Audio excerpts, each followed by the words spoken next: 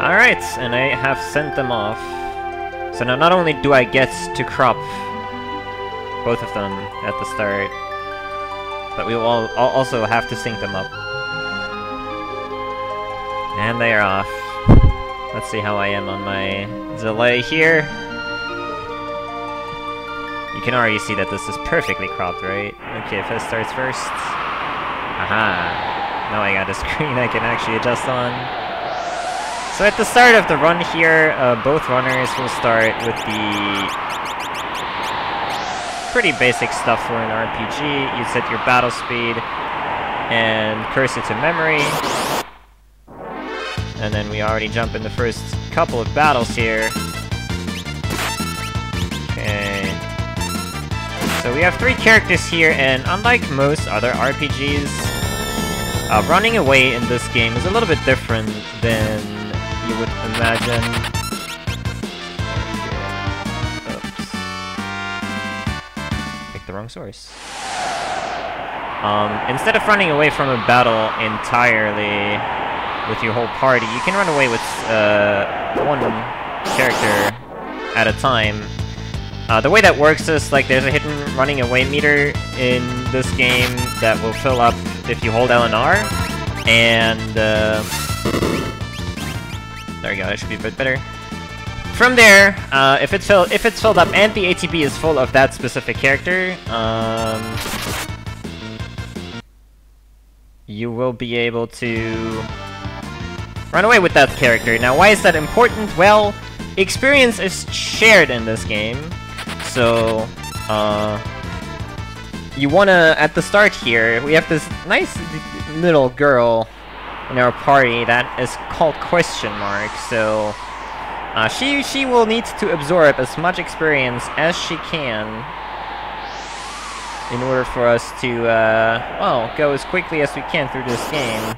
Why that is, we're going to see a little bit. No. No. Another thing is, like, you cannot just run away from any battle you want to. Like, for instance, this third battle here, the Woman with Guard battle, and one battle earlier, specific enemies can have can't run flags, and you will have to kill them before you are actually able to run away. The Vomamos and the Lobo earlier were 2 such enemies that have this flag on them. But these first 3 battles are used to give the Question Mark character here the experience. And from here, yeah, we'll move on to our tutorial boss, which already can be a big indication of where the runs are going. So, for starters, let's talk about the runners. Fiz and Davis are newly picking up this game. Davis PB is a 134.32. And Fiz PB is a 137.33, so there's about a 3-minute disparity, but that doesn't necessarily mean anything in this game, so we'll see. Fiz entering the tutorial boss, which is Welk. Now what the game wants you to do is, Welk will gradually try to go back into his shell with the front part, and if you attack the shell, it counterattacks. So it's basically teaching you about the ATB system a little bit. However, I'm not sure how confident these guys are. There is a way to quick kill Welk. Looks like Fiz is going for it. So the way you're going to do it, you will be able to get 2 tech missiles in with Terra here. And after the second tech missile, you do want to attack the shell. Now, what that does is the shell should get full ATB right now. And if the shell has full ATB and counterattacks, that's basically what we call a counter cancel, and Fiz got it. Perfect. Very nicely done by Fiz there. What the counter cancel does is, usually if the ATB of an enemy fills up, the enemy will logically take an action. However, if you attack it, and the counterattack is queued and the ATB fills up, the ATB action will be used for that counterattack. So basically, you reset the ATB of the shell, so it doesn't actually go, or the front part doesn't actually go back, which is really, really handy. Now let's see how Davis does. He got 2 encounters, which already tells us one thing, that he is not on step route. Well, Fiz looks like to be set up to do that, but we'll see if that's actually true in a little bit here. Davis, I think, tried to go for it, but missed it. Oh, that's not good. Yeah, he missed it. One crucial part about this is a thing called weight tricking. Okay, he got lucky with the counter. How weight tricking works is whenever you enter a menu... I should maybe make it a little bit more quiet.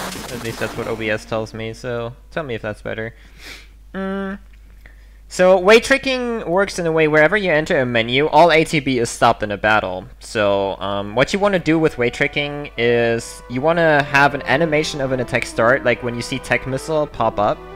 You want to go into a menu to halt all ATB while the attack is still going, so you're basically saving ATB time that way. Davis unfortunately missed it and already quite behind here, but again, that doesn't really mean anything. It's 1.5 hours of a run, so we'll see how that turns out in the end. But yeah, we get our naming sequence. The girl is named Terra normally. Now what all runners will do in this tournament, for the most part, is we are going to rename characters to one letter, because whenever a name is drawn out, it takes a couple of frames to draw it out, so the less letters the name has, the more frames you save. It's very simple. One exception will be later on, probably, I don't know, some people still rename Shadow, but we will see if these two do that. Talk about that a bit more when we actually get there. So now we'll see Fizz heading onwards. Now, I talked about Terra absorbing experience earlier. Yeah, the full effect of that will be seen shortly. We want to get 4 encounters here, and yeah, Fizz is on step route. We want to see 4 encounters here, and the main goal is to get Terra to level 6, so she learns Antidote, but not because she learns Antidote on level 6. It's more because the next party members that join you will be leveled based on Terra's level, so the higher you are with Terra, the higher they are on level, so you can effectively level your characters by just leveling one character here, which is really, really efficient. Alright, and to quickly talk about step routes, there's 256 seeds in this game, seed 0 to seed 255, and there is a way to determine what encounter seed you start on. And Fizz actually made use of that, so he will know exactly what is coming up for him. Davis, on the other hand, is going in raw. He probably only set up a specific manipulation for later, which I will be talking about when we get there, but other than that, he's going in raw. He doesn't know about his seed at all. So what Fizz is going to try to do is to not take too many extra steps unless he is prompted to in certain locations, which that's the case about 3 times, I believe. And then he will know exactly what kind of encounters he gets.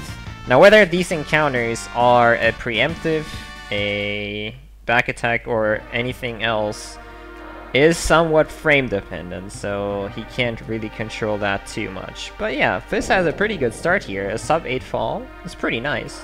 It's pretty nice. While Davis is still playing a bit of catch up here.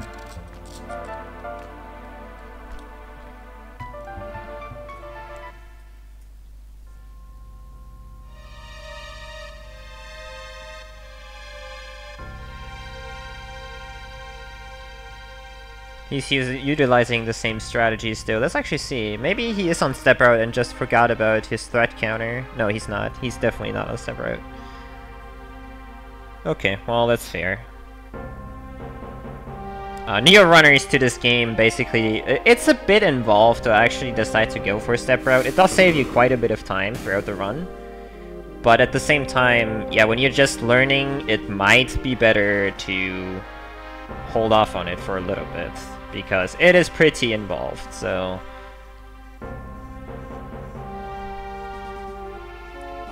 can't blame Davis for not going for it. I would also advise... Ooh, that's a bad pincer attack. He has to do 2 attacks now. Yes, exactly, Chirime. It also sets up which enemies you encounter, and that's the very important part, and I'll be talking about that, well, I can talk about that in about 15 minutes from now, roughly. A little bit. Why that is actually very important.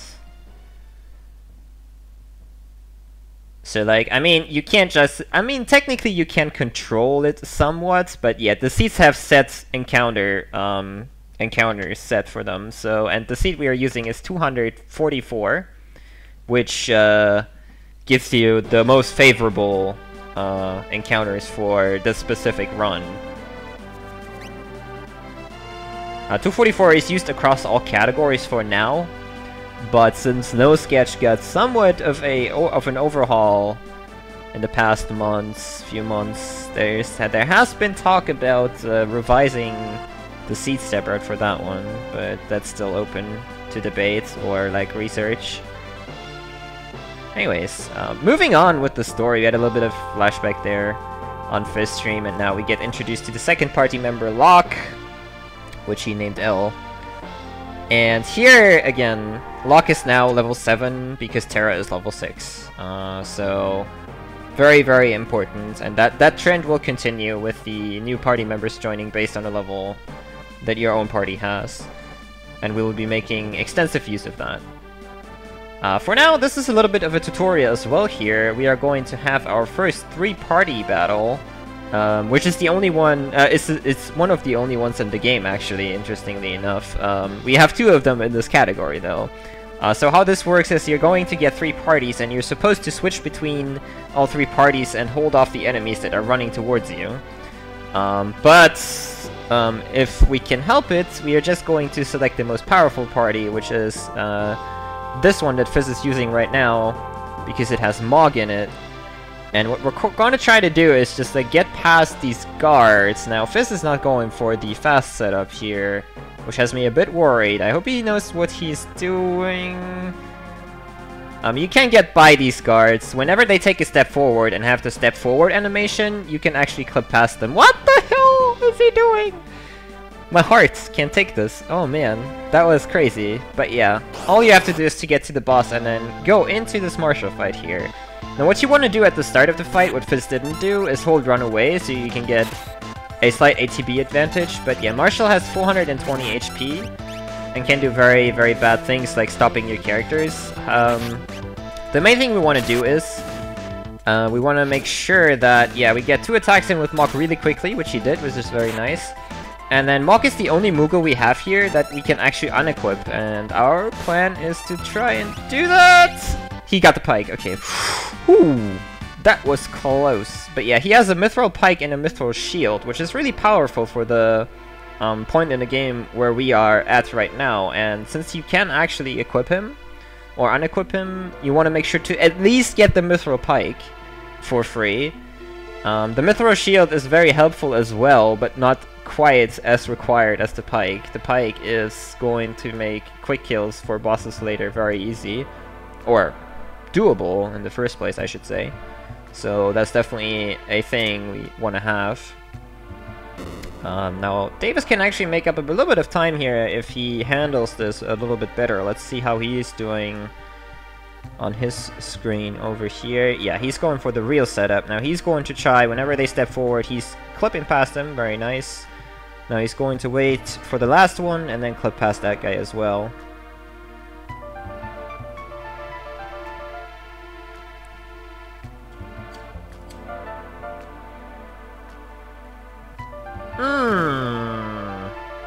Missed the clip, unfortunate. Ooh, nice crit from Mog though. That helps a little bit. Now the thing is, Mog does learn a dance here, so now what Davis can do is unequip Mog and go for dance strats, which is always good to see. In the meantime, FF6 is making his way to Figaro Castle. Again, on the world map, he is on a very specific step count here, is going to get 2 Leafer battles. In the meantime, Davis is not going for the dance strats, probably making sure that he actually does get the Mithril Pike. Yeah, there we go. And the shield. Very nice. And now he's using Dusk Requiem. Dusk Requiem can actually one-shot Marshall, if you're lucky. Get the cave in here.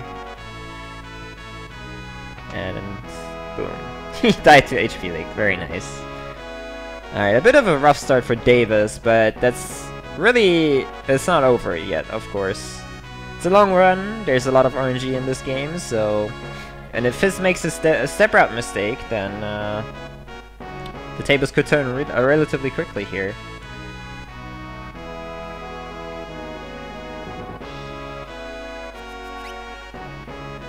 Alright, and we find our newest addition to the party, not quite joining us yet. It's Edgar, the King of Figaro. And yeah, Edgar is joining based on your party level as well, so he will be level 8, which is really, really good.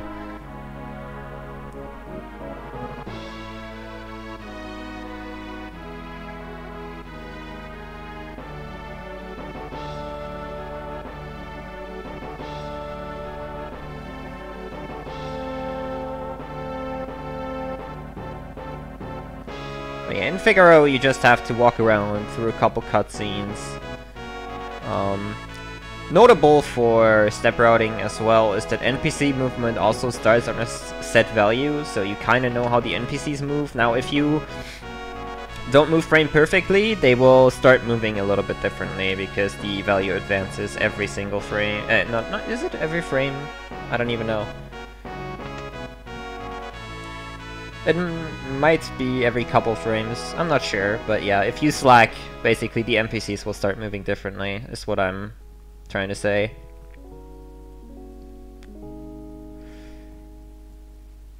Alright, and Davis got a pretty good walk there over to Figaro, actually. You can also tell that Davis is from Great Britain because he has Magitech Armor with a U in his splits.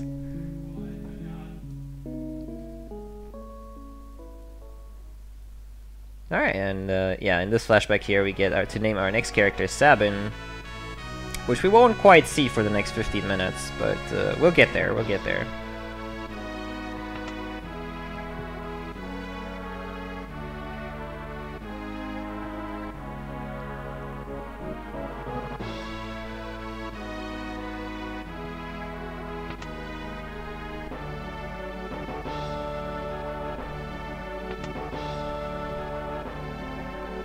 Oh yeah, I have my audio thingy, don't I?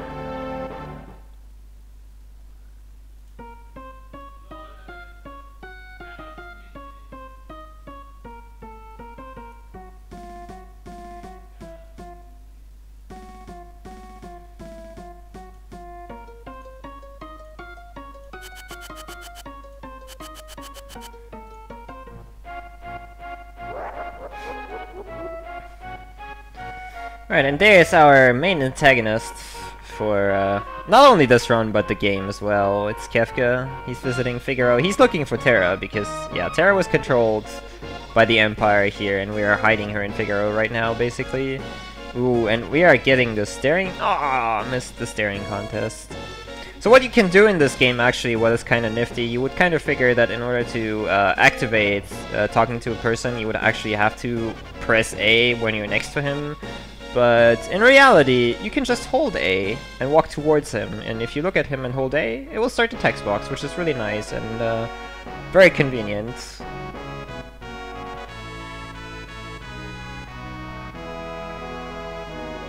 Alright, and as we can see, Dave is not too far behind naming Sabin right now.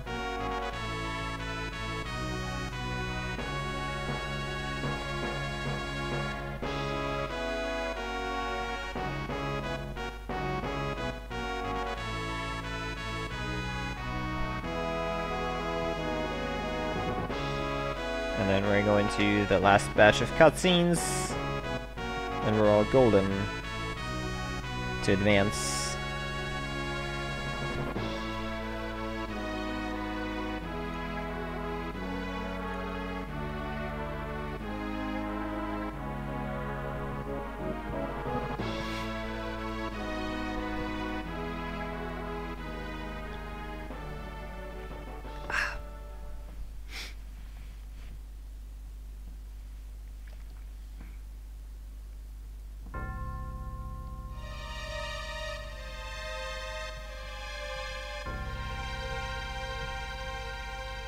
So yeah, Kefka was kind of threatening Edgar, who was playing a bit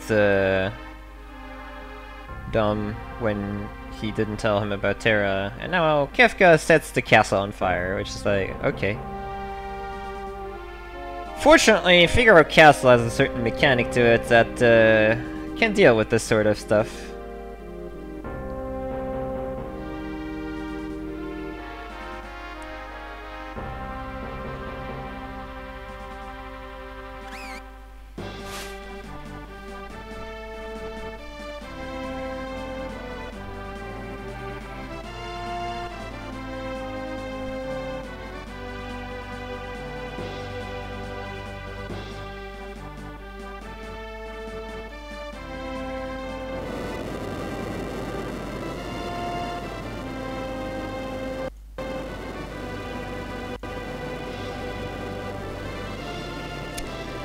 Figaro Castle can actually submerge into the sand, which is probably the most amazing castle I have ever seen, to be honest.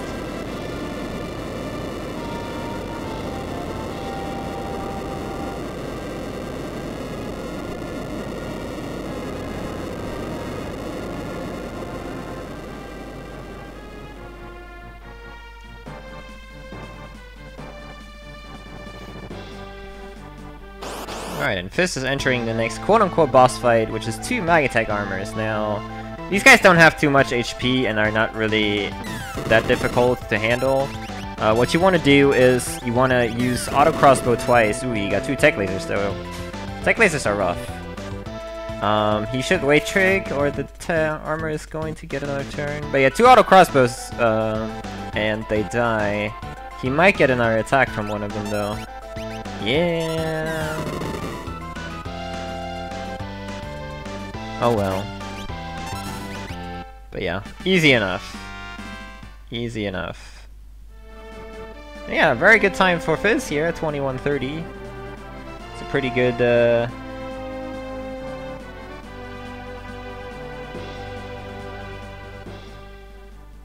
time for that part of the run.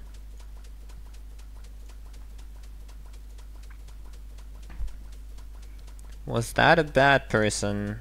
I don't know. So there's also a very infamous cutscene that you can activate here, which whenever you use magic with Terra, there will be the magic cutscene, which of course in a speedrun we never get to see, obviously. Would waste quite a bit of time. You can still get the cutscene afterwards here in the South Figaro cave that we're about to head towards. Which, yeah. Don't use magic with Terra. That's the bottom line.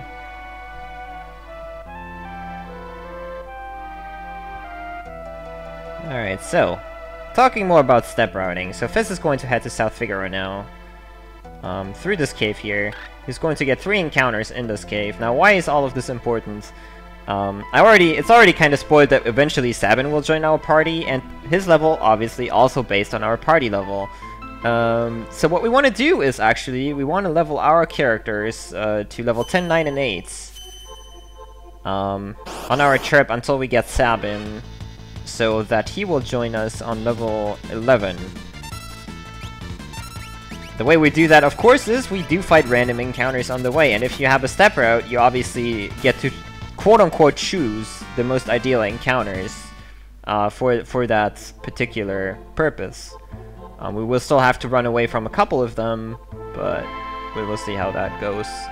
Usually, you want to kind of try to run from brawlers, which are going to come up on the next areas, and a couple other ones. Davis, in the meantime, finished up the Magitech armors at 23:25. So about 1:50 between the runners, which is still doable. We got our first back attack on FF6 stream here. Which essentially, back attacks don't really do that much, other than changing your rows and giving you bad ATB. That being said, the enemy can still roll so bad ATB that you could potentially run away from that encounter before they even go, like technically speaking. So yeah, back attacks are not as bad in this game as in other RPGs. However, there's also pincer attacks, or where enemies surround you. That are the actual bad back attacks in this game. But hopefully we don't get to see those. We'll see how that goes for our runners though.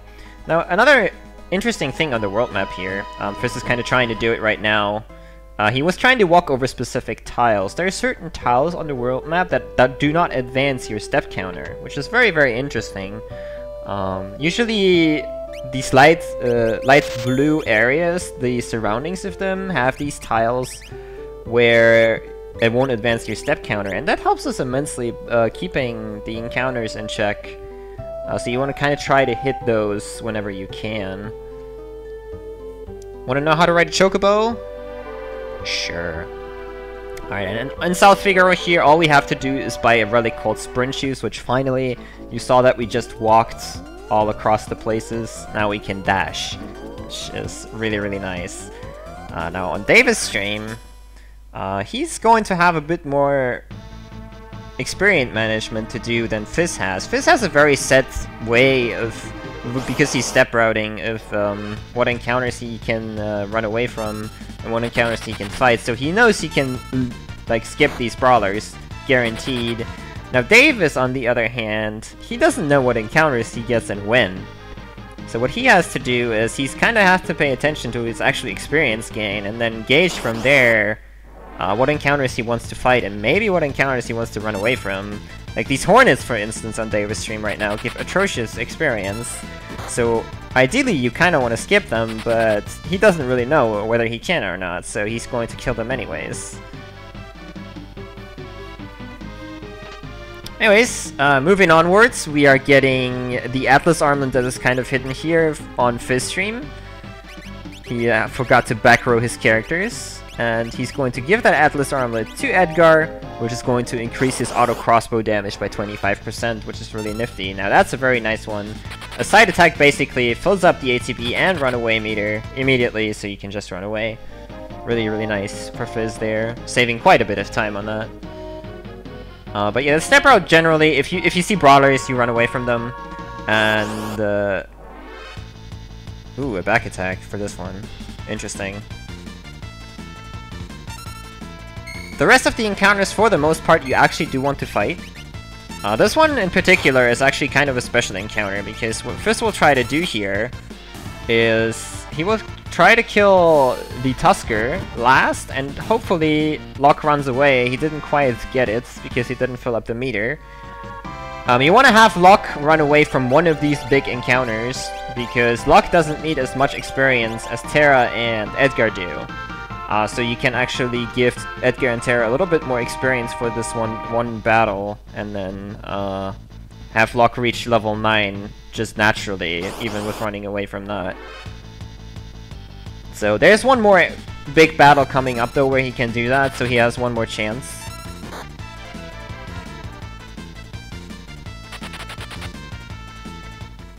In the meantime, Davis also already on Mount Coles. He's probably close to the Atlas armlet at this point.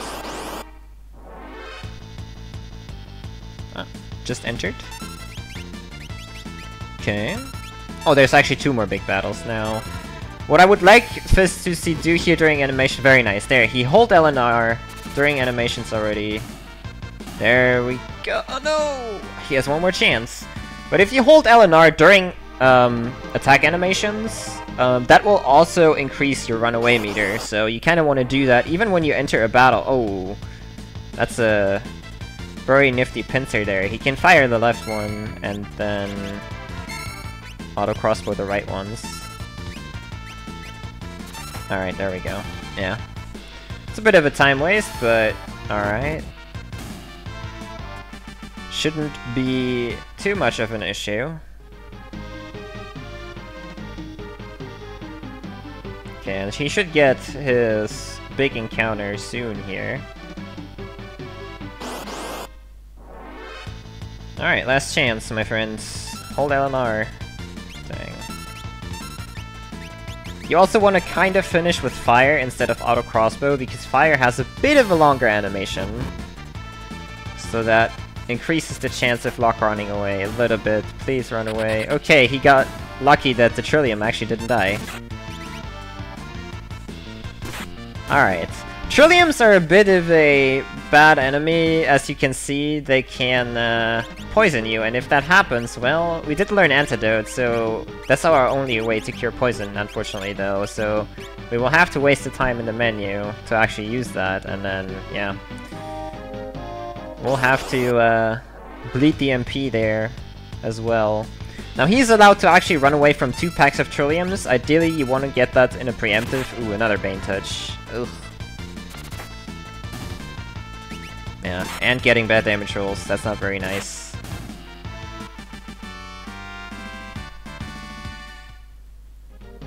Oh, and Davis is currently fighting a big encounter as well. See, he is almost caught up here. I'm not sure about his experience though, so he might still... There's a preemptive, and FF6 is going to run, so that's the first one.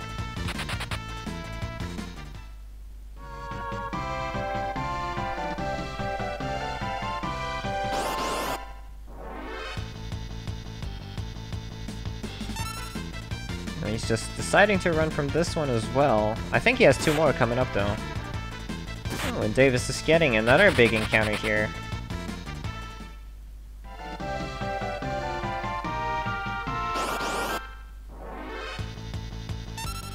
Haha. Since he has set the cursor to memory, you can actually set characters to like magic and the actual magic spell that you want to use as well, which Fizz just did there. He set Terra to fire already. So you just have to hold A for that to actually go through. He's trying to desperately heal here, but oh, he's going in, which is a bit risky, but we'll see how it goes.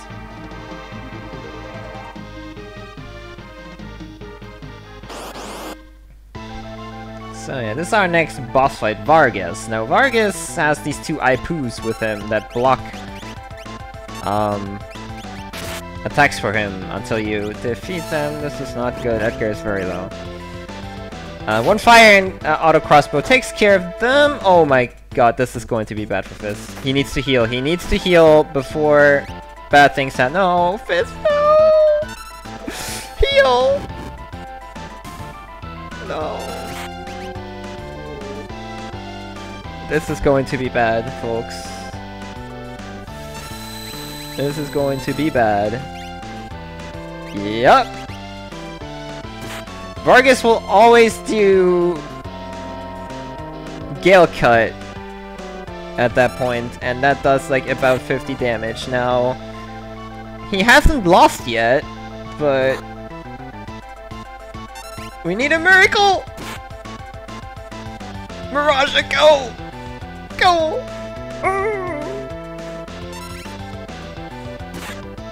Shoot. Oh boy. Ayya. Ayya. That is not good.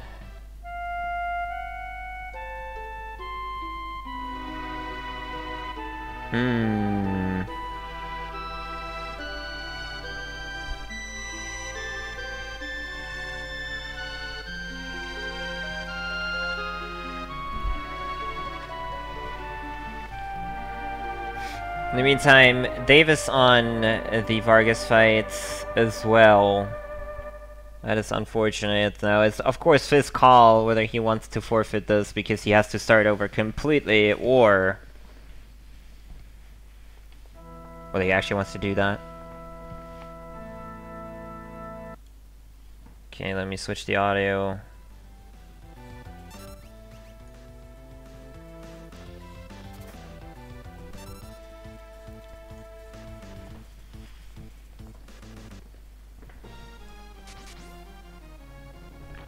And it looks like Fizz is going to forfeit. Can't blame him. I wouldn't start over at this point. Sorry. That's a bit rough.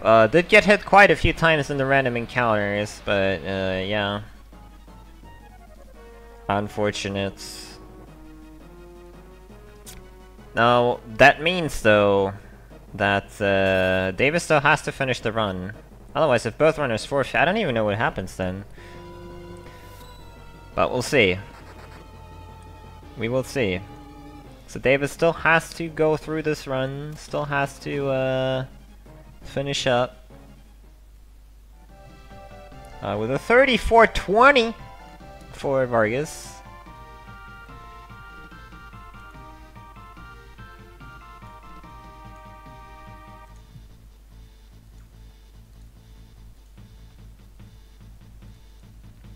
let's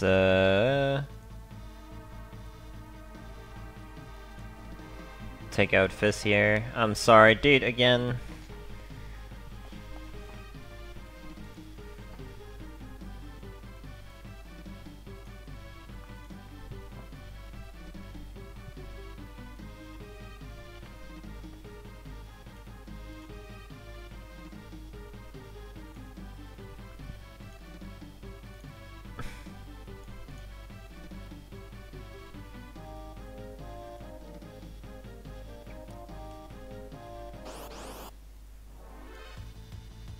It looked pretty good to me for the start, honestly, but yeah. Tough break. Alright, but yeah, we have Davis moving on. After Vargas, Sabin joins our party. And, I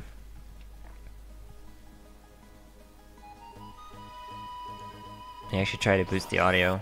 He has a really quiet audio.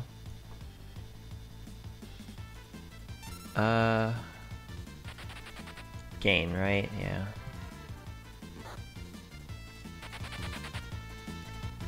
Hopefully that will be a little bit louder for you guys.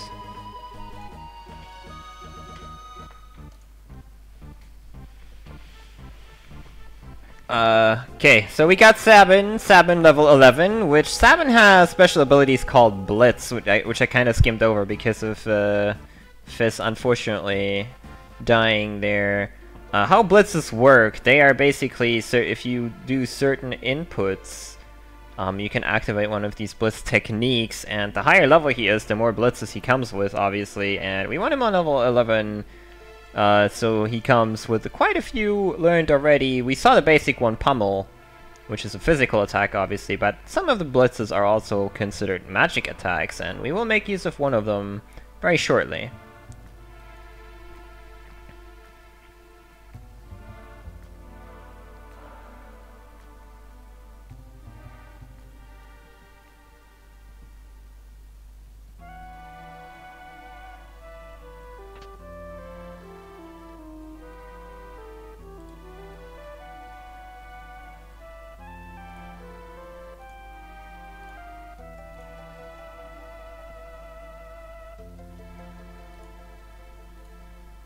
Yeah, but there could still be a KO here. So in the Returners hideout, there's quite a few chests that we can pick up. First of all, we have to talk to all of our party members, and then there's a treasury in the top left there, which will hold quite a few good treasures for us.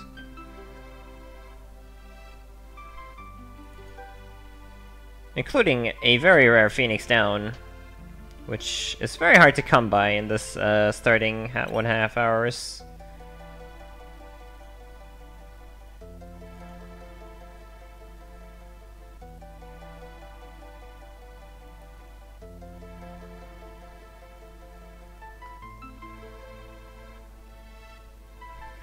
And now here, what probably most casual players have done is just say yes. But if you say no to ban 3 times in a row, you'll actually get a way shorter cutscene than you would otherwise, and the story will just move on a little bit quicker. Additionally, you can get a accessory or relic called the Genji Glove, which is pretty good. A Genji Glove, instead of like having a weapon and a shield equipped, it lets you equip 2 weapons at the same time, which is really nice.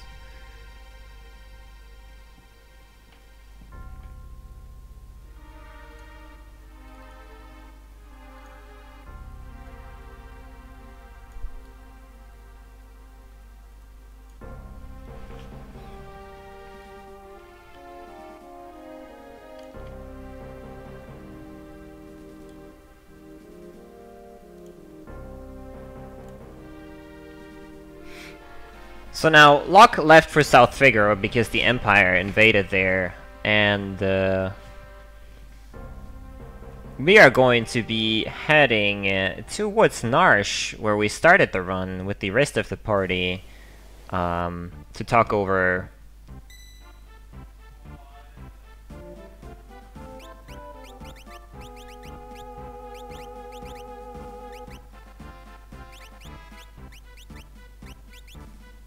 about striking against the Empire with the other party members. Okay, he just went on the safe point for no reason. I thought, is he actually state manipulating? But no. Yeah. So we are hopping onto this raft here. Now what you will see some runners do is they will save and reset there twice. If you start on C244, this river right here, there's 2 encounters at the start that are fixed. But then afterwards, there is 7 points where you pass and have the potential to either get or skip an encounter. How that all works is it's actually based on your NPC movement value instead of like your actual steps. So, and I mentioned earlier that whenever you start a game or load a save file, your NPC movement value will be set to a certain amount. Now what most runners do is when they reset twice, they are watching the NPC right before in the room with the save point walk to a certain point and then keep moving forward, because if there's no NPC on the screen, the value doesn't advance. That way the value is set in a way where you can skip all encounters on this river here, which is really, really nice. Now Davis, on the other hand here, will actually unfortunately have the chance to get into these random encounters, or just skip all of them. Sure, he just skipped over 3 right there. Why not? Why not? He has basically no idea how many encounters he's going to get here. There we go. There's one. There's one.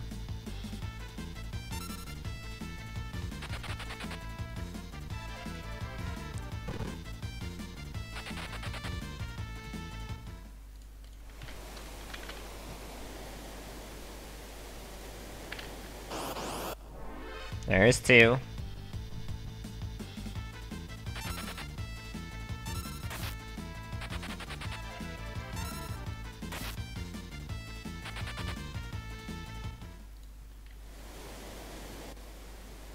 He has 2 more to pass here.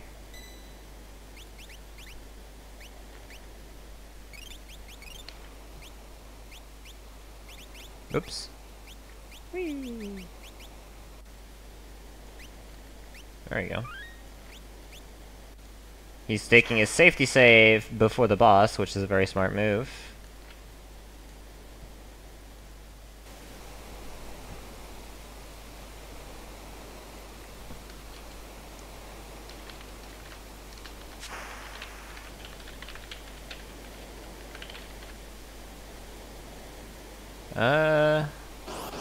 OBS please. Okay. There we go.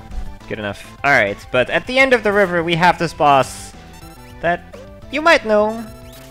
It's Ultros.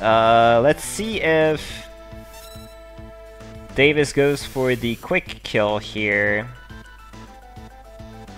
Oh, looks to be like that. Alright, so what he's trying to set up here is just like on Welk, you can do a counter... he missed it.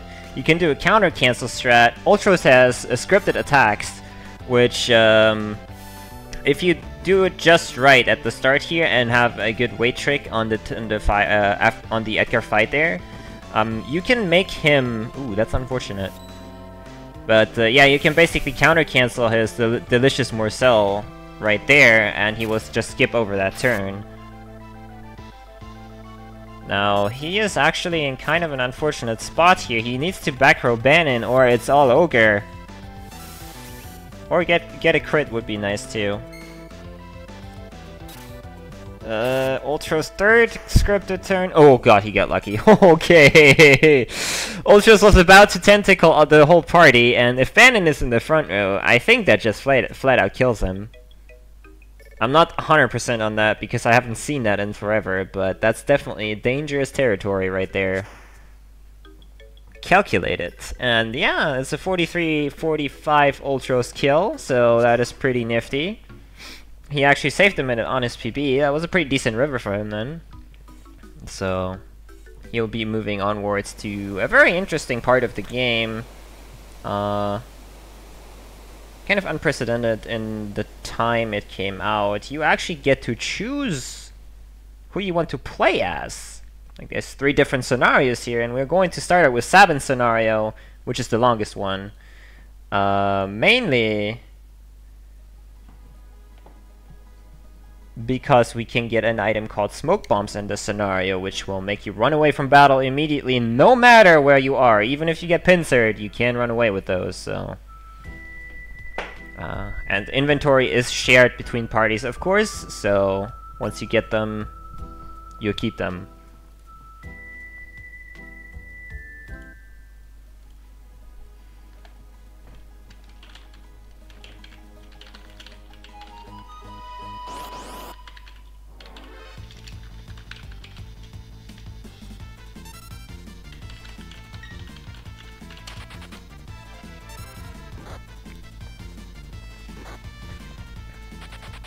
So yeah, Davis picked up Shadow here, which is actually an optional character, but Shadow does have more than one advantage. One very simple advantage of Shadow is you have one more party member that can absorb hits, which is very nice. You also have one more party member that can actually deal damage to enemies, which is also very nice. But usually, Shadow is programmed right here to, when you win a battle, he has a chance to run away. Oh, the rare desert encounter, very good. But if you keep running away from battle, he will never run away. Ever. So, you'll keep him throughout the whole scenario here, until Baron falls, basically. And yeah, it's very nice to have Shadow in the party. Shadow does also have the ninja gear, which we will switch onto Sabin, that increases speed, which is very handy. He can throw items, which is very good too. They do a lot of damage if you throw weapons at enemies. So all in all, the time investment from getting Shadow is neglected by him just pretty much being an additional damage dealer. Otherwise, you can do all of this with only Sabin, but that's a bit rough.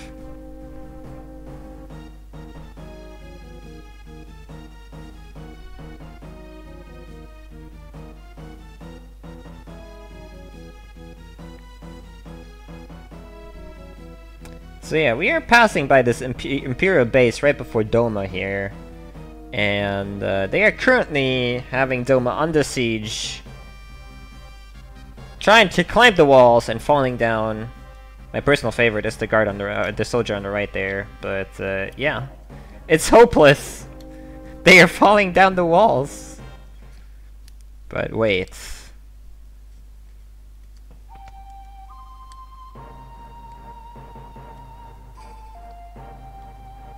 We got another character here, and since we get to rename him, this is Cyan. You know that he will eventually join our party. So, we will have a small tutorial on Cyan here, basically. He's going to have a one-on-one fight against their leader. Which we will actually want to increase the battle speed for this specific fight, because Cyan has an ability called Sword Tech. And how Sword Tech works is, the higher level here is the more Sword Techs he unlocks. Currently he has two. The first one being Dispatch, which is just a simple... Wow, he got the preemptive, are you serious? Oh no, he dispatched. Which yeah, you see it's just a simple attack, double damage, no biggie. However, there is also the number 2 attack, which is Retort. And Retort activates right there, and then whenever he gets attacked physically now, he will counter-attack with a very powerful attack. There it goes. Boom. 600 damage on the house. Easy peasy. But yeah, you're kind of supposed to experiment with the Sword Techs here. And this guard, or this leader, has a 7 and 8 drop, which is the Black Belt. 1 in 8 times he will drop a Phoenix down as a rare drop, which for this specific category, Kefka at Narshe, would actually be somewhat useful. You obviously in all real full game categories would want the Black Belt simply because that's a relic that makes you counterattack, but that's not really what you want it for. You want it for the money to sell it. In this specific category, Kefka at Narshe doesn't matter. You'd rather actually have the Phoenix down, to be honest, just to have an additional safety item. Kefka got him, man. He got him. The Kool-Aid dude.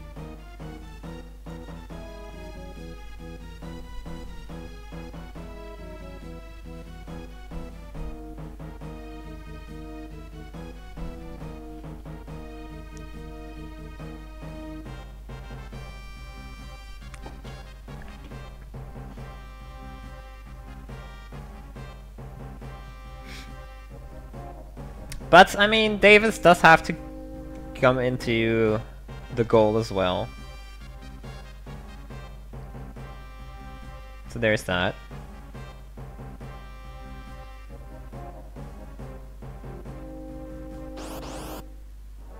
Now here we have two interesting battles. You have to hit Kefka once. Oh, he's going to suplex. Haha, very nice. You don't have to suplex Kefka, just have to hit him physically one time, and then this dialogue activates, where he will flee the battle. The interesting part about these two battles is that Kefka is actually not classified as an enemy, but he's actually part of your party. So battle speed, for instance, doesn't actually matter. He will always have the same speed and all that, no matter what you do. And he got really unlucky getting hit twice here by Kefka. Bad starting ATB for him.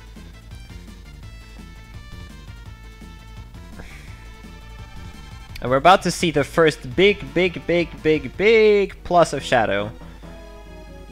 Now, we're coming up to the infamous, or infamous, I guess, is the right pronunciation. I apologize. Templar and Soldier fight. Now,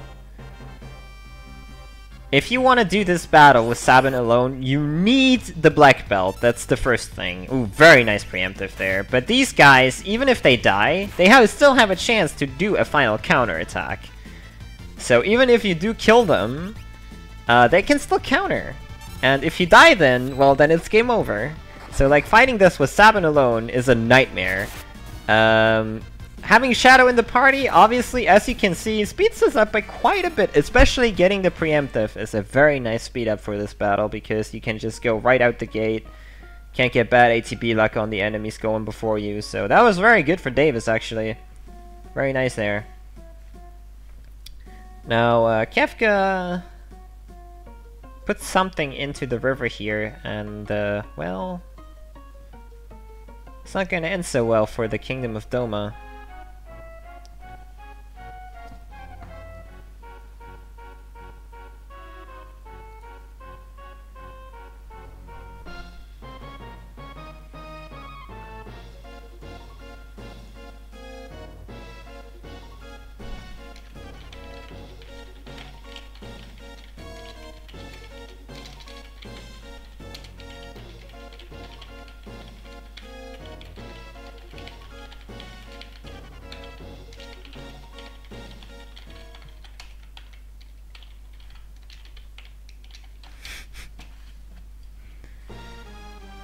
No, he put poison in the river.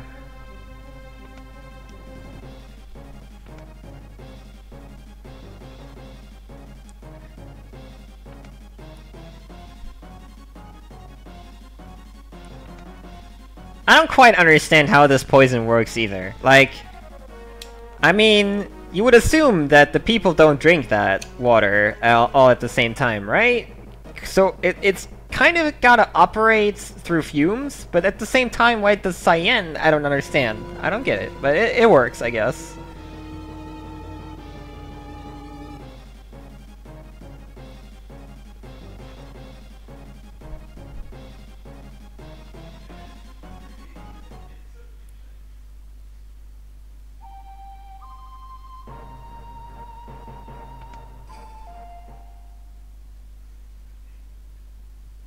And yeah, also Science Family, unfortunately, got hit with the poison.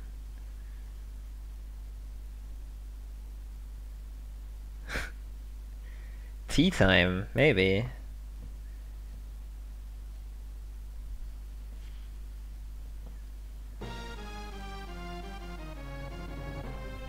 And he can't forgive this, so he's now going to attack the Imperial base all by himself.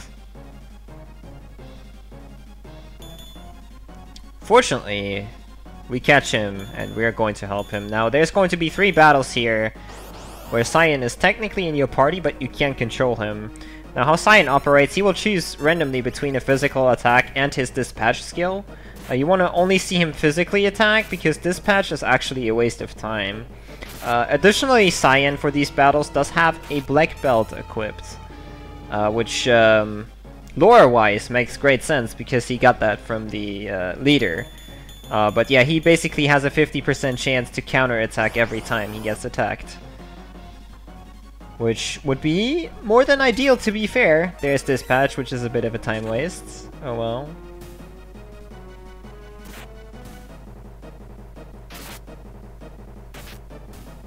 Alright, gotta be a bit careful. Savin is pretty low HP here.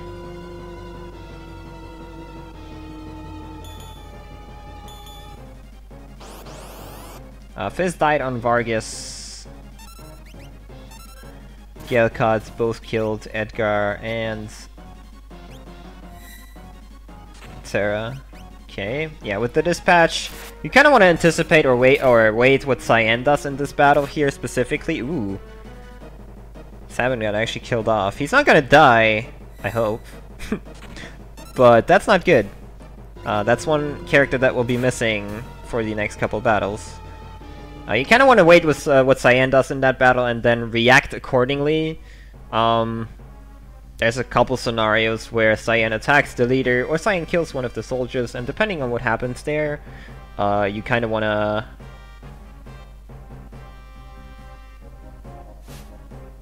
choose your actions wisely, I should say. Alright, yeah, so now there's 3 more battles here. Now we get to use the Magitech armor that we got to use at the start of the game again, which is great. We do have the beam attacks as well, which are highly overpowered. Now Davis, unfortunately, has 1 character less, which shouldn't make a big difference, honestly, for this part, but we will see. This first battle, no difference. Now there is going to be a battle with 3 enemies after this one. And if that's a pincer attack, I'm going to curse it. It's a preemptive. See, I reverse cursed it. Haha. But yeah, these soldiers also are just like the ones earlier. They can counterattack even if they die, so that could have put him into a very precarious situation here. However, he seems to be getting very good luck, so he should be out of the gate here.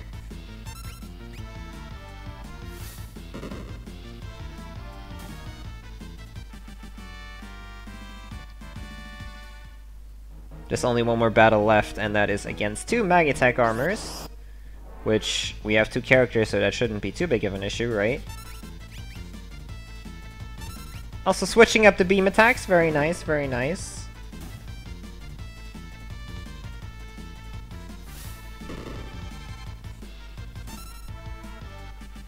And the Magitech armors are actually weak to Thunder, so Bolt Beam will actually deal double damage, which is hilarious. Okay, but we did get out of the camp now. And yeah, Cyan joined our party officially.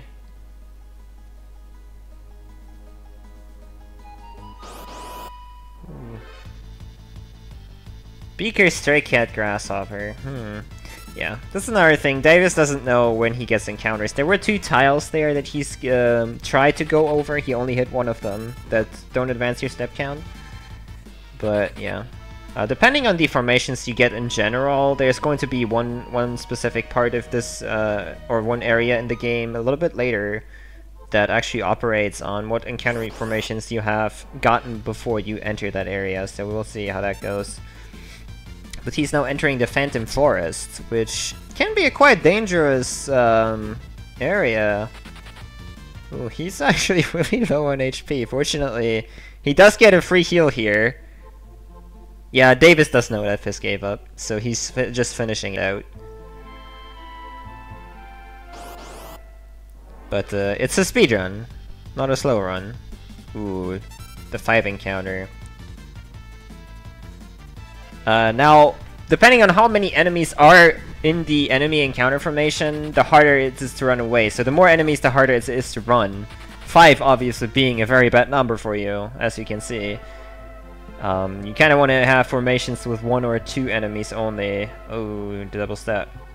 But we got safely to the Phantom Chain. What if you want a slow speedrun? I don't know.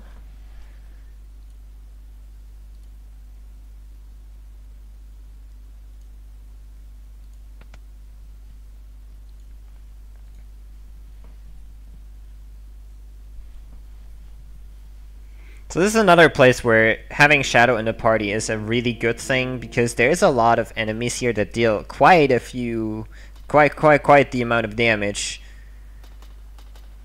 So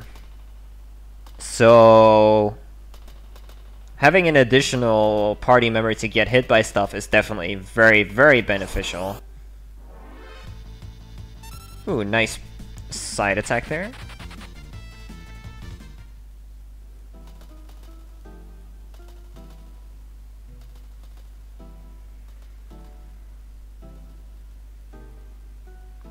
But yeah, the basic gist of this dungeon is you have to move through the cars, and then, ooh, single bomb, that's good. Now it's bad if he blazes, but it's in general a good encounter because it's a fast run away. But yeah, just get through to the very front of the train, and then beat the boss.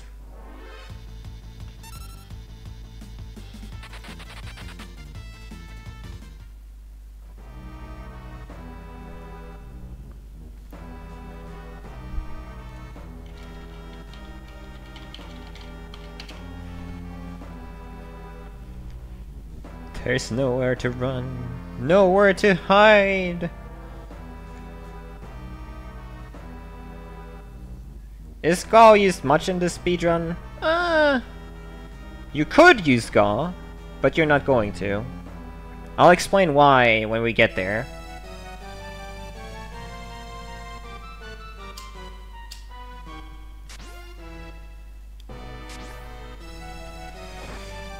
So yeah, now Sabin jumps just faster than a train over the cars, but that's not all Sabin can do. You'll see more in a little bit.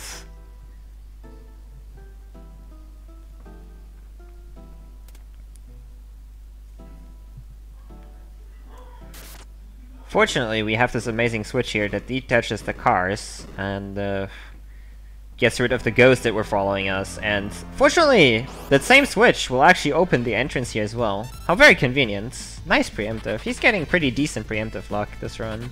It's pretty good for him.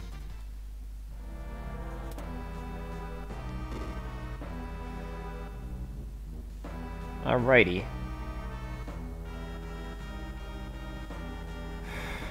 See, a big reason to have step route here is to avoid encounters like this one, probably. No, a bomb! Wow, he's getting really lucky! Holy moly. There's very bad encounters on this train that have 4 packs of whispers, namely outside, that cost you quite a few amount of time.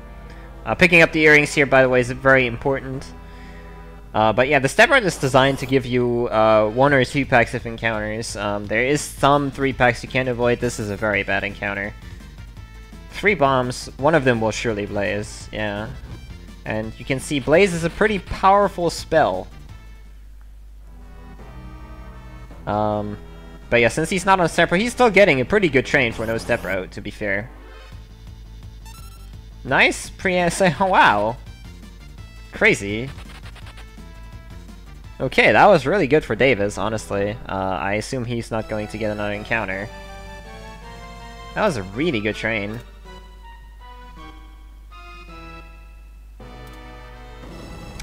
But yeah, to come back to the earrings are a relic that increase your magic attack damage, or magic power in general, which is very, very good for Sabin, because his aura bullets is based on is a magic-based attack. Ooh, we got an Evil Tooth here. Now, Evil Tooth can berserk your characters, which is very bad for you. However, we didn't get, or that didn't happen, and we just got the Phoenix Down. The Phantom Train is undead, so a Phoenix Down will just immediately kill it. Now, unfortunately, Davis did not quite do the suplex, and I don't know. I don't know about that, to be honest. Especially after being hosted by RPG Limit Break.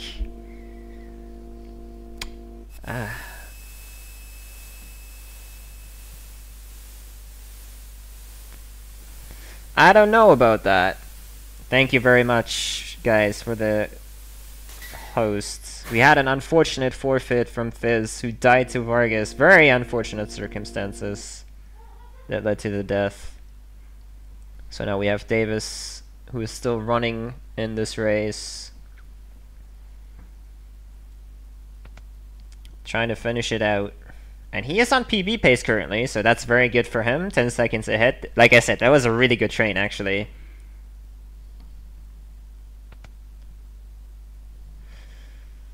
And I was scheduled to do, or to restream another race right after this one, however... unfortunate real-life circumstances might delay or even cancel that race. We'll see, I'll keep you updated.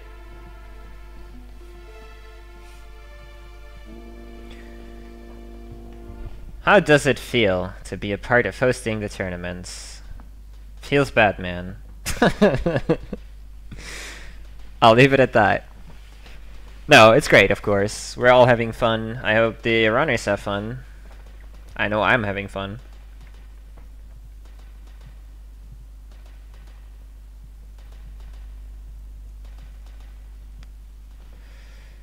But yeah, the Phantom Train finally takes off with Cyan's family, who's Cyan's obviously set now. Now here's a little bit of time for Davis to do a bit of menuing. This is actually fixed that you have to wait here, and the timer for the wait runs through this sequence, so you can just menu and do a couple of things in your menu, equip Sabin mainly with the True Knight and the earrings, and then just, you know, go back out and wait a little bit until the sequence is over or the timer runs out, and you get the fade out.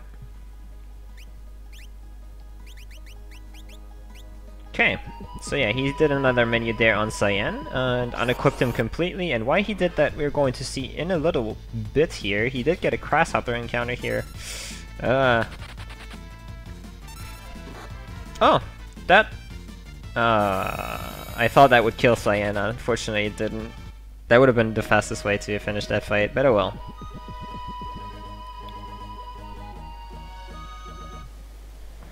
But yeah, he's going to be heading up Barren Falls here, and then jump down. Unfortunately, this is where Shadow will leave our party. This is as far as Shadow goes, and then we are going to get into an encounter here with Piranhas. Most people will know that the boss of this encounter is going to be Rizopaz, or is he? Well, we're going to see. You do get a free heal once you select the jump down, because the main reason is you can get Shadow up until this point, and if both Sabin and Cyan are dead, this would be a soft block. But yeah, what Davis is going to do here, he's going to actually try and kill his own character. Which is like, wow, crazy. He's going to attack Cyan. Hopefully he will die in the process, however, I think, yeah, he's going to get a bit unlucky here on damage. Yeah. Okay, so since Sabin has the True Knight, whenever a character is in critical HP, Sabin will block for that character, physical attacks that is. What he's going to do now, he's going to revive Cyan, and if Cyan dies and revives, you know, Cyan gets a little mad. You saw Retort earlier in the leader fight. Now, Retort is kind of bugged out right now because he died once. He's going to select Sword Skill 2 here. And then we're going to Suplex. Now, Suplex is a physical attack, and it's going to miss. Piranhas are immune to it. However, physical attacks trigger Retort, right? It's supposed to only trigger when Cyan is attacked himself. However, since he died and got revived, the AI kind of bugs out, and it reacts to any physical attack. And then he retorts onto the Piranha. Retort is a magic-based attack, actually. So the combination of physical and magical attack there will actually overwrite the AI script. The AI script is supposed to spawn the boss Rizopaz after 1:10 into this encounter. And since that is overwritten, the encounter just ends completely. So that saves quite a bit of time over actually fighting this encounter legitimately, which is pretty nifty. And now we get to meet this youth over here, Gal, who is one of the most annoying characters to get in this game, to be honest with you. I hope he doesn't forget to heal his characters. Heal please, you're low HP, heal please, thank you. Alright. And we are in an area, or on the world map called the Veldt. Now, the Veldt is a very special place, and he did definitely not do any kind of manipulation. Now, the Veldt you can fight enemies here you have seen before throughout your playthrough. The encounters are categorized and attached to the seat you are on, actually. So there's 64 Veld packs, and every Veld pack is basically attached to 4 specific seats you can get. And if you set seat 244, you would be set in a way where you would never see this Templar Soldier encounter. Because unfortunately, even though these are kind of random encounters, they still have the you can't run away flag, so you actually have to fight the Templars and Soldiers, which is bad. As well as this one. This one is also unrunnable. Which is kind of why you want to set up the Veld manipulation at the start of the run. But yeah, Davis is excuse me, going in raw, so he has to fight them.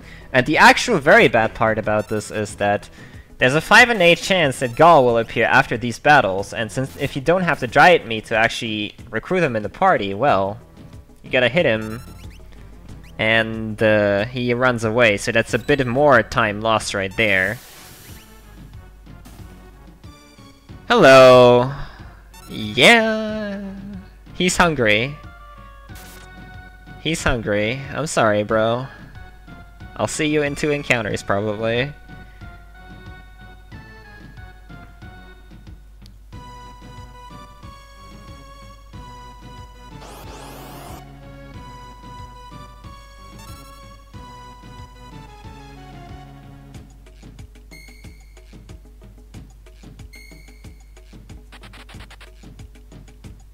See, Hornet is a pretty decent encounter to run away from. He just kind of has to get to Mobless to actually buy the dried meat, which you need to recruit Ga. So now, yeah, now he's there. I think Hornet is actually one of the few formations that wouldn't spawn Ga. I'm not sure, though. Like, there's specific formations that actually don't spawn him because the enemies are positioned in a slot that is otherwise filled up by Ga or something. I don't know. I think Hornet is one of them, though. Hornet X2.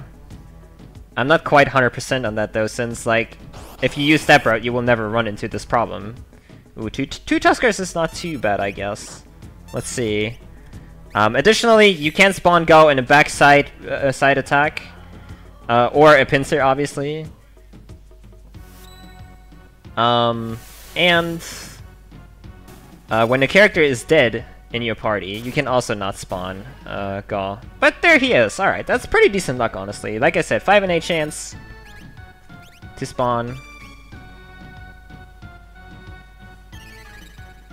And there we go. And now if you throw some meat onto him, you get this really long cutscene of him talking and going on about Mr. Thou.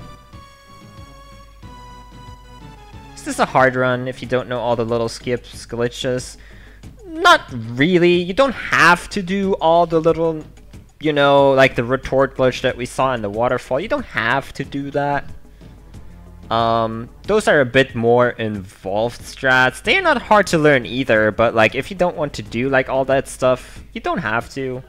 You can still get a very respectable time without. Like Davis, for instance, he's not doing any step routing or seat manipulation. He still has a 134, which is alright. That's a pretty good time for no step routing.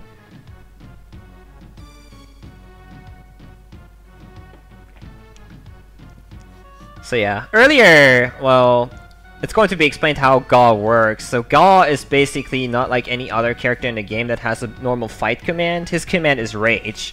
And what Rage does is, it basically mimics monsters that you have encountered here, or that Gaul has learned from on the Veld here. So how that works is, whenever you are on the Veld, you can have Gaul leap into an enemy, and then learn that specific Rage that way.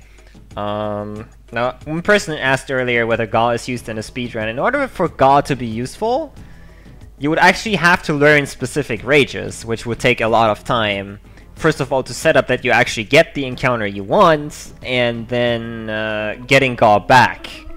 It's a possibility, though. Like, people have played around with that thought, because there's quite a few Rages that are really OP. But it's kinda unfeasible to do it.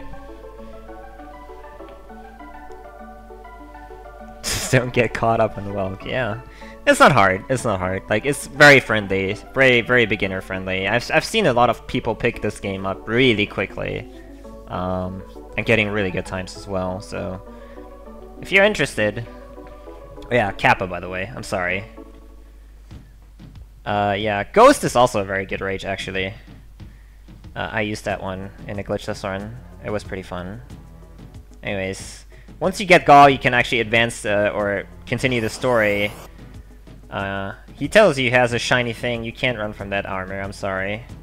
He tells you he has a shiny thing. Oh no, he leaves! Oh no! No! No! No! No! Now you have to get him back! No, dude! Oh no! Alright, so he's actually showing off how that works, I guess. Wow.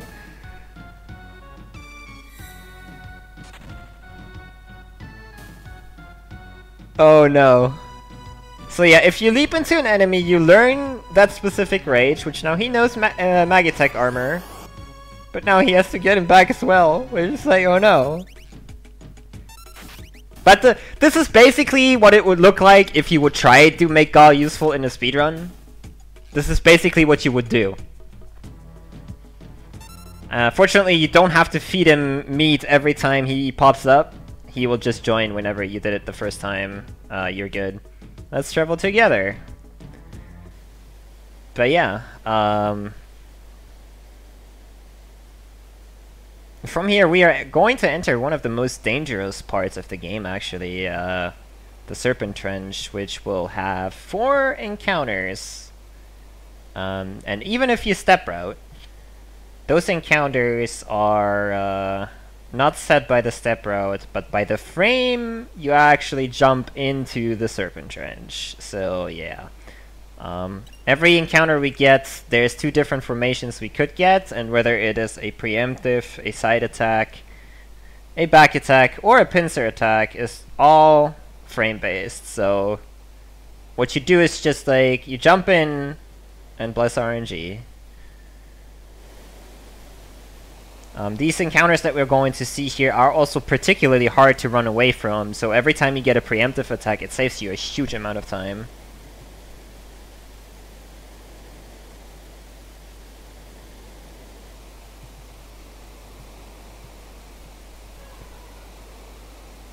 See the frames. Be the frames.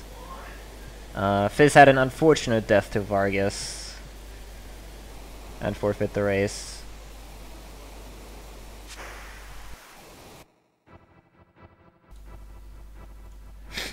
Alright, so here we go. The first encounter in particular can be dangerous. Again, every encounter you have here has 2 possible formations. This first one, it's either these 3 active neons, which is fine. It could also be a single Anguiform though, which a single Anguiform is a bit enraged. Whenever an Anguiform is alone in battle, it can cast Alchorake, which almost wipes your party. Fortunately, we didn't get to see that though. So from here, we are pretty safe in general. You'd have to get very bad luck to be in any sort of danger at this point, but...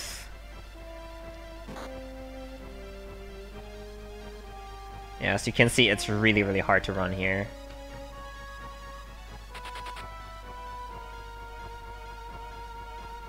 Oh no! Well, okay. It hit the best character it could have hit, yeah. That went... So Numbspines, as you can see, if you have this purple around your character, that means stop. Unfortunately, it did hit Cyan, who was already low HP, so the enemies killed him off really quickly, and he didn't lose a lot of time through that, but that can lose you quite a bit of time. That was really unlucky, actually. Yeah, but we should be fine from here, to be honest. Cyan, unlike every other character, has a bit of a harder time to run away. His runaway meter fills slower than every other character in the game, except for Strigo, I believe. So yeah, him being dead is actually not too bad. And 2 Anguiforms, alright. So we're definitely good from here.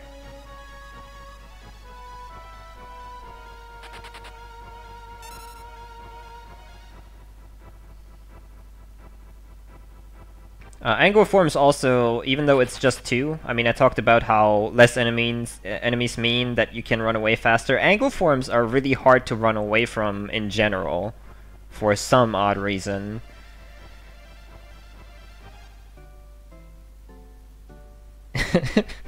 Yeah, Bannon also very slow at running, of course, but I don't really count Bannon as a character in this game.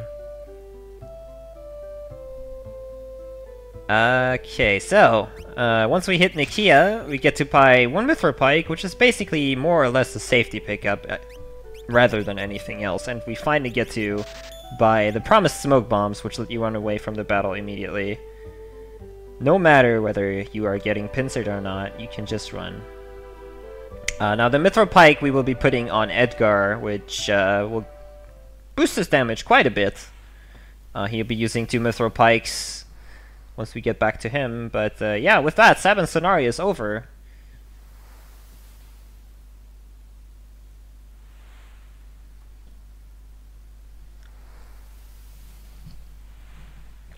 And we did get the M-Tech Armor Rage, I'm just going to point that out. I hope we get to use that, actually. And, but yeah, we are moving on to Lock Scenario. Now, Lock Scenario is a bit special in a speedrun.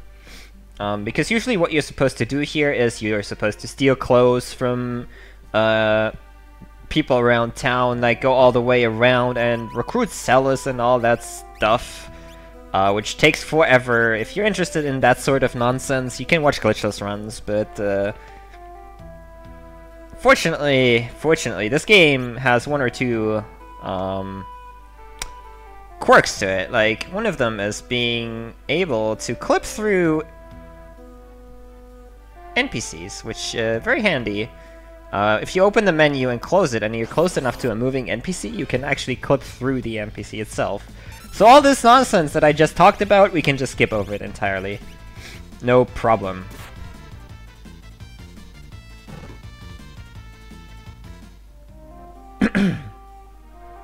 Excuse me, I somehow am losing my voice, I don't know why. But yeah, that means we can just skip to the end of the scenario very quickly. And Davis also put Lock into the 2nd slot, just in case he gets a bad pincer attack here. There's one particular enemy formation where if you get pincer attacked by those, that could end in disaster, so in anticipation of that, he decided to put Lock into the 2nd slot, which is a very smart move. Alrighty, and we do get the Mighty Thunder Rod. Now this cave, you might think, hey, why didn't you pick that up earlier when you went through this cave? Well, the items change in this specific scenario, so you can only pick up the Thunder Rod from this point onward. And this is the encounter I was talking about. If you get pincered by this encounter, the Gold Bear has an attack that can deal 140 damage to you if you face your back to him, so that's pretty bad.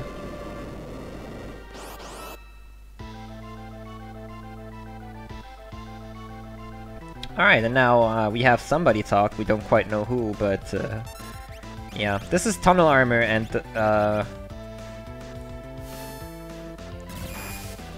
this was Tunnel Armor. So the Thunder Rod, just like in FF5 before this game, you can break your rods, and they are pretty OP, as you can see. All we need to get rid of Tunnel Armor.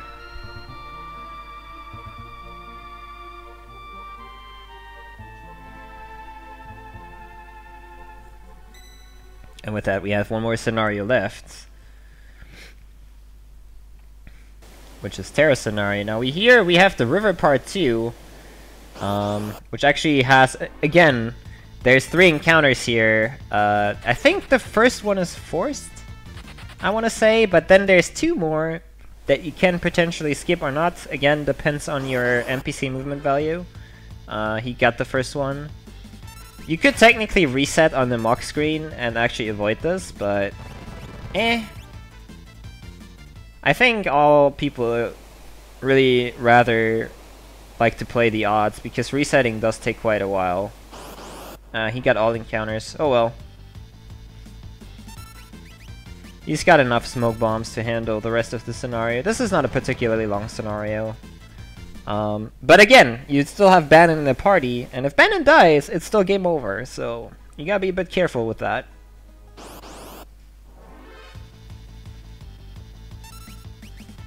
Ooh, single leafer would be one battle where you would actually want to try to run away because it's so easy, but yeah, I mean, smoke bomb is smoke bomb. Alright, and they made it back to Narshe.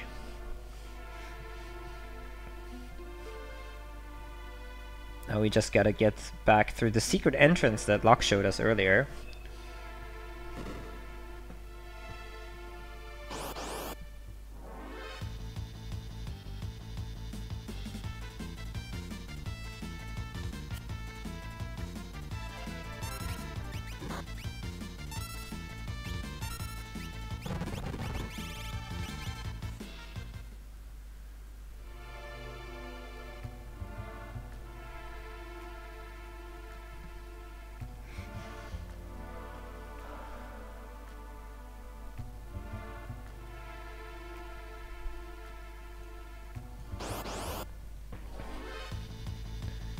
Ooh, that is not a good back attack. This is the one area in the Narshe mines here where you actually get enemies to face enemies. Okay, got the smoke bomb off though. You actually get to face enemies that are relatively powerful. I mean, they are not like crazy strong or any. Oh my god, another one. But they are stronger than obviously the starting enemies you face in the other areas here. And if Baron gets hit too much, then he dies. Don't do it. No. Okay. Oh man. Okay, and he equipped the Mithril Pike right there. Alright, alright, alright. But as you can see, yeah, they deal they deal a little bit more damage than everything else here. Now we have a little puzzle here where you're supposed to follow the lights to not get into additional encounters, but we're just kind of going to ignore that at one point. Now the trick here is you can hold up here, then you get the ring, and if you hold A, you will always hit the light you were supposed to break the ring, and from there you can just exit the area. It's a little bit of a time save right there, which is pretty nice. And with that, we are almost at the end here. Just gotta get through the exit where Terra came through earlier to Arvis' house, and then we're done with the scenario. And he is on good PB pace right here as well.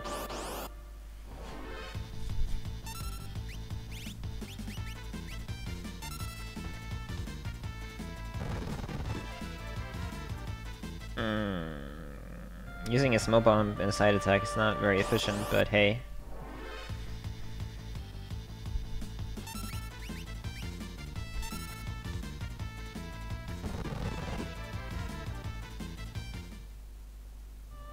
Alright, and with that we are out of the area with the encounters and going into the last part of the run.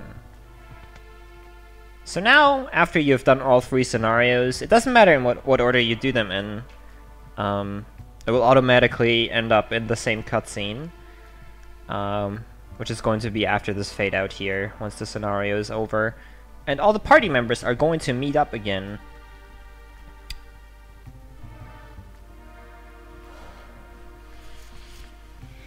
And if you count it right, we do have quite a few party members at this point. More than a normal party could handle. So what's the game going to have us do with it? Well, we're going to find out in a little bit.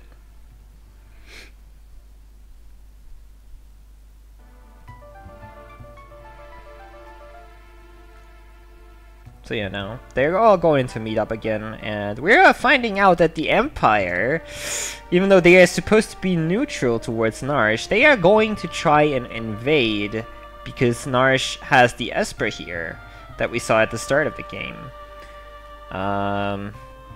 So what ends up happening is that we are going to decide, hey, we're going to defend that Esper. And just like at the start of the game with the Mughals in the tutorial, we are going to have a 3-party battlefield that is coming up here, where you can choose 3 parties freely and you're supposed to defend against all these soldiers and then eventually fight the boss at the end. Now we are, of course, not going to bother defending. We're going to go straight to the attack and try to gun for the boss immediately, which is none other than Kefka Narshe, of course. our main antagonist in this tourney. And that will also mark the end of the race. Ah, by the way, we got a Moogle in the party. Kuten joined us, so what's supposed to happen in Lock scenario is that you're supposed to recruit Celeste, but if you just skip over her entirely, she will be replaced by, or, well, Kuten will never be replaced by Celeste, let's put it that way. That's actually the right way to put it. Celeste is supposed to replace Kuten, who takes up a character slot from earlier from the Moogle party battles, but that never happens, so you'll get Kuten instead.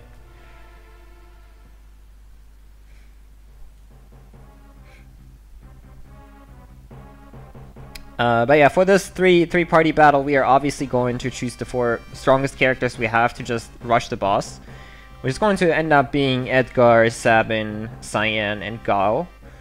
And I hope we get to see the Magatech Armor Rage. I want to see that because we worked hard to get that one. We worked hard to get that one. I want to see some tech lasers.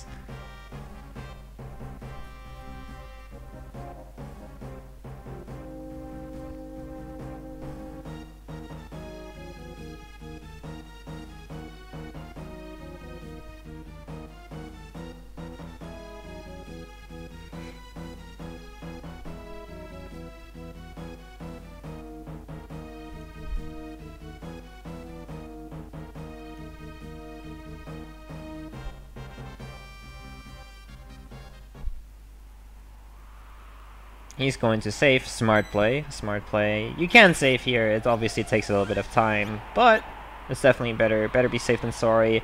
The Kefka fight that we're about to go into is a bit tricky.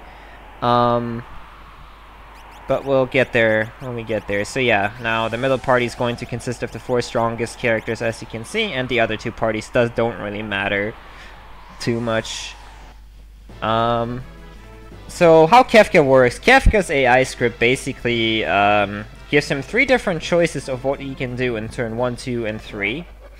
Turn 1 and 2 don't really matter too much, but on turn 3 he has a 33% chance to cast Ice 2, which could potentially wipe the party. In order to prevent that, we're going to make good use of weight tricking, which we already used quite a few times in the run, and hope to get Sabin and another character ahead of Kefka by a turn and finish him off that way before he even gets his 3rd turn. We'll see how Davis does here, but yeah, first of all, we of course have to avoid all the soldiers.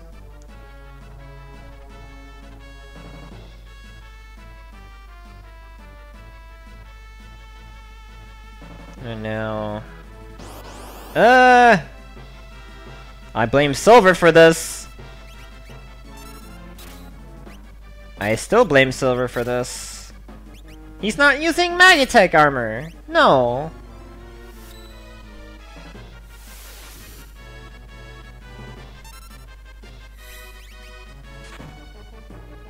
Okay, Ryder should be gone now though after this attack. Please? No? Okay, reverse polarity is fine.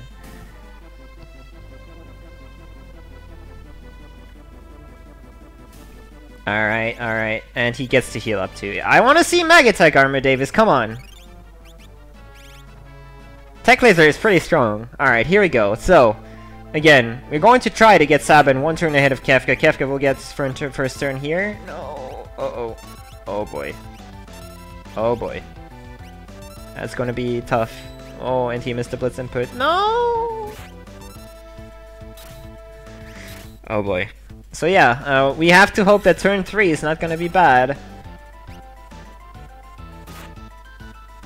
Ooh, and Gong got sniped! That's so unlucky, oh man. Oh boy. Nice crit from Edgar there though.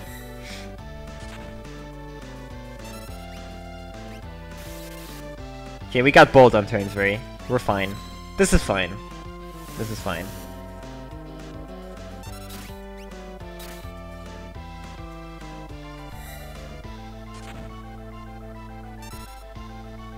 Don't think you won! And the run ends on his runaway sound right there. GG! Davis finishing with an official time of 1:34.41 in SRL. GG. And he's taking his first victory. Unfortunate that FF6